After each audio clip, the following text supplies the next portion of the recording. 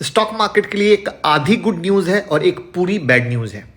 कहोगे आधी और पूरी का क्या चक्कर है? चक्कर है भैया, यूएस हमारे साथ डील फाइनलाइज करने के करीब है, ये आधी गुड न्यूज है।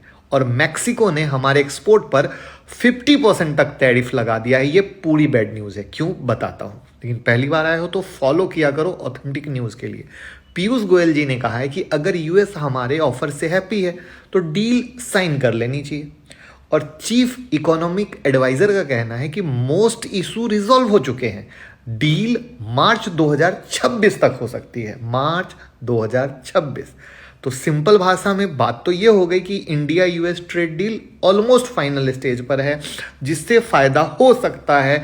एक्सपोर्ट को जो हिट आया है वो प्रॉब्लम दूर हो सकती है, कुछ नई अच्छी बातें हो सकती हैं। फार्मा, आईटी, टेक्सटाइल, इलेक्ट्रॉनिक्स सबको मोमेंटम मिलेगा, बट डील होगी तब मिलेगा। ये आधी गुड न्यूज इसलिए है क्योंकि मीडिया बोल रही थी कभी 5 दिसंबर को डील होगी, कभी 7 दिसंबर को, कभी 11 दिसंबर को, कभी 12 दिसंबर को। बट जो लोग हमारे साथ यूट्यूब मेंबरशिप और इंस्टाग्राम मेंबरशिप में जुड़े हैं उन्हें हमने क्लियर बताया था टीवी वालों के फेर में ना फंसना।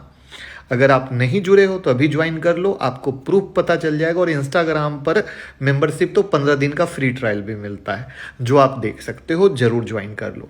तो ये थी यूएस की कहानी कि भैया अभी क्लियर हुआ नहीं है, बस बातें चल रही हैं। दूसरा है, मैक्सिको ने अनाउंस कर दिया है 1 जनवरी 2026 से इंडिया सहित एशियन कंट्री पर अप टू 50% टैरिफ लगेगा।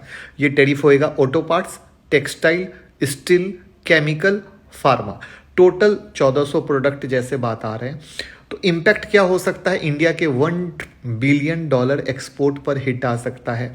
ऑटो फार्मा कंपनी पर शॉर्ट टर्म प्रेशर दिख सकता है। अब ये शॉर्ट टर्म वर्ड है, लॉन्ग टर्म की कहानी नहीं है।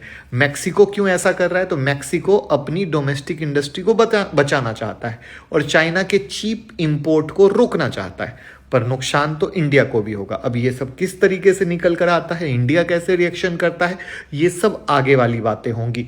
तो ये सब चीजें हैं जो मार्केट पर इंपैक्ट डाल रही हैं। आपका क्या विचार है? कल क्या मार्केट गिर के खुलेगा या कोई असर ना होगा? कमेंट में बताइएगा।